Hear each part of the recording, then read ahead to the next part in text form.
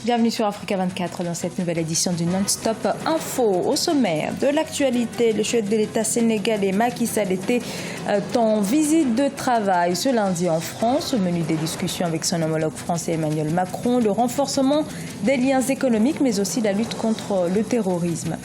La Côte d'Ivoire ne pouvait pas rêver mieux en termes de gages de confiance et de crédibilité. L'emprunt souverain sollicité à la fin mai obtient plusieurs milliards de dollars de la part des investisseurs. Et les éliminatoires de la Coupe d'Afrique des Nations 2019, première journée ce samedi, marquée notamment par la rencontre Niger-Swaziland. Mais tout d'abord, l'opposition guinéenne qui dit envisager une série de manifestations dès la fin juin, manifestations dans la capitale Conakry pour dénoncer la non-entrée en vigueur de l'accord entre pouvoir et opposition signé en octobre 2016. Accord de consensus qui aborde entre autres la question des indemnisations des victimes de violences politiques, mais aussi la question des élections locales attendues dans le pays depuis 2010.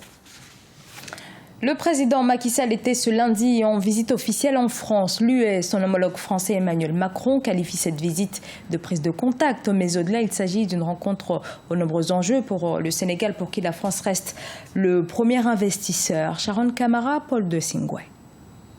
Le président sénégalais Macky Sall a été reçu à l'Élysée lundi 12 juin par son homologue français Emmanuel Macron. Au sommaire de cette première rencontre entre les deux chefs d'État, les grands dossiers de coopération qui lient les deux pays.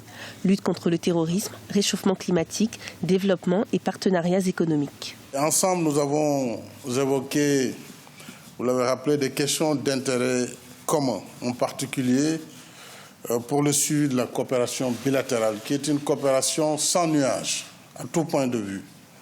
Et c'est exceptionnel, et il faut le souligner. Une coopération bilatérale donc entre les deux pays, la France et le Sénégal, dans le contexte de ma visite d'État du mois de décembre. Déjà, plusieurs accords avaient été signés, 10 accords. Et tout à l'heure, notre échange a permis de voir le coup de fouet que vous allez personnellement donner à cette coopération. Un renforcement de la coopération qui se traduit par la mise en place de nombreux projets d'infrastructures, tels que la création d'un TER à Dakar, la capitale, l'investissement dans les énergies renouvelables ou encore la création d'une nouvelle compagnie aérienne.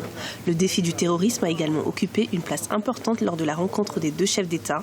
L'Afrique de l'Ouest, où la France est présente militairement, est toujours en proie à une menace importante. Je me réjouis parce que nos deux pays entretiennent des relations extrêmement fortes, qui ont la force à la fois de l'histoire, mais aussi d'un nouveau partenariat rééquilibré et de nombreux projets d'avenir que nous avons évoqués durant notre échange. Pourquoi ? Parce que nous faisons aujourd'hui face à des défis communs. Et ce sont ceux-ci que nous avons d'abord couverts. Le défi du terrorisme, du fondamentalisme et des nombreux déséquilibres régionaux que nous suivons très étroitement donc, avec le président Macky Sall. Le président Macky Sall, en tournée européenne, passera également par l'Allemagne dans le cadre de la réunion préparatoire du G20. Le chef d'État sénégalais n'a pas manqué de réaffirmer son soutien à l'accord de Paris, au cœur de l'actualité depuis l'annonce du retrait des États-Unis. Au Zimbabwe, l'importation de céréales est désormais interdite. Les autorités en auraient produit suffisamment pour nourrir l'ensemble de la population. Cette décision intervient un an après une grave sécheresse ayant entraîné plus de 2 millions de personnes dans une situation d'insécurité alimentaire. Succès de l'emprunt souverain de la Côte d'Ivoire. Les souscriptions sont beaucoup plus élevées que le montant sollicité par le gouvernement ivoirien. Une réussite donc auprès des investisseurs pour cette opération, d'autant plus que les taux d'intérêt se trouvent en dessous des 7%. Birama Saonera. L'emprunt obligataire international actuellement en cours de réalisation par la Côte d'Ivoire a marqué le marché international des capitaux. Il a attiré en date du 8 juin 2017 des souscriptions équivalentes à 5,75 milliards de dollars. Cela représente un peu plus de 5 fois le montant initial d'1 milliard de dollars sollicité par le gouvernement le 26 mai 2017. Le profil économique et le profil financier de la Côte d'Ivoire reste tout de même intéressant. Donc même en état de crise, la Côte d'Ivoire garde une position stratégique. Donc c'est ce qui fait la particularité vraiment de la Côte d'Ivoire dans la région. Je pense que les investisseurs en sont aussi conscients et ils sont sensibles. Aussi, la Côte d'Ivoire a pour particularité d'avoir une des économies les plus diversifiées de la région. Malgré les défis socio-économiques que traverse la Côte d'Ivoire depuis quelques mois, notamment des revendications de la part de certains soldats et travailleurs de la fonction publique ou encore la baisse des prix du cacao, son principal produit d'exportation. Les investisseurs renouvellent leur confiance au pays. La Côte d'Ivoire, effectivement, aujourd'hui relève probablement ses premiers défis véritables depuis la sortie de crise de 2010. Rien ne laisse dire aujourd'hui que la Côte d'Ivoire est fragilisée sur le long terme. Quand vous souscrivez un eurobond, vous ne regardez pas la situation, la photographie de la Côte d'Ivoire à un instant T, puisque c'est un eurobond qui va courir jusqu'à 2033, il me semble.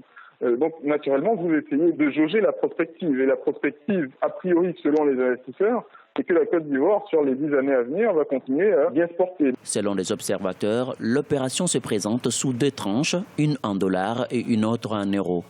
La tranche en dollars, qui devrait arriver à maturité à 2033, a débuté avec un taux tournant autour de 6,6%. Celle en euros et qui devrait arriver à maturité en 2025 a bénéficié d'un taux d'intérêt plus faible qui se situe autour de 5,2%.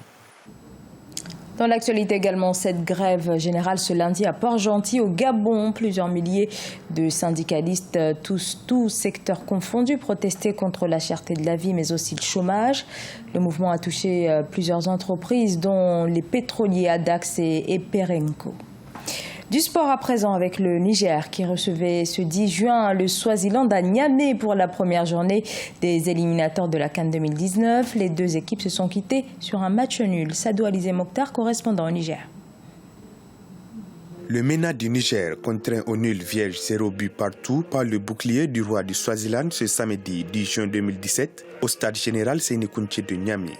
Pour son entrée lors de la première journée des éliminatoires de la CAN Cameroun 2019, l'équipe nigérienne a dès l'entame de la rencontre laissé les initiatives de jeu aux Swazis qui se sont procuré plusieurs occasions. Malmené par l'équipe du Swaziland, le MENA n'a trouvé sa première occasion qu'à la 42e minute par une frappe de Mohamed Wankoy. Il a fallu attendre la seconde période pour enfin voir les réactions des Nigériens, mais sans concrétisation. Nous n'avons pas eu de match amicaux. Donc, une équipe, ça se prépare pour faire face aux grandes compétitions. Donc, si nous découvrons cette compétition pendant qu'elle est arrivée, et ça va de soi qu'on t'attend. C'est ce que vous pensez, le public. Nous avons joué notre jeu malgré la température assez élevée. Nous avons eu un penalty que l'arbitre a ignoré à la première minute, tout comme il a annulé un but valable que nous avons marqué. Un résultat nul qui résonne comme une défaite car l'équipe nigérienne n'a véritablement rien montré en termes de jeu et d'envie d'arracher les 3 points à domicile, estiment les analystes. C'est un match qui est à la portée du MENA. Malheureusement, à mon avis, le coaching a manqué. Il y a des joueurs qui, même dans le championnat, ne sont pas en forme, qui ont joué et qui n'ont naturellement pas répondu. Il y a des joueurs qui jouent en Europe dans leur club qu'on a fait venir et qui sont restés sur le banc. Moi, je pense que c'est tout simplement un problème de coaching qui s'est passé, mais l'équipe du MENA est en principe supérieure à celui des guerriers du roi. Les Aigles de Carthage de la Tunisie accueillent ce dimanche 11 juin 2017 les Pharaons d'Égypte dans l'autre match de la poule. La prochaine journée des éliminatoires de la CAN Cameroun 2019 aura lieu du 19 au 27 mars 2018. Ce journal a été réalisé par l'ensemble de la rédaction. Merci à vous de l'avoir suivi. Dans un instant, une nouvelle édition de l'actualité sur Africa 24.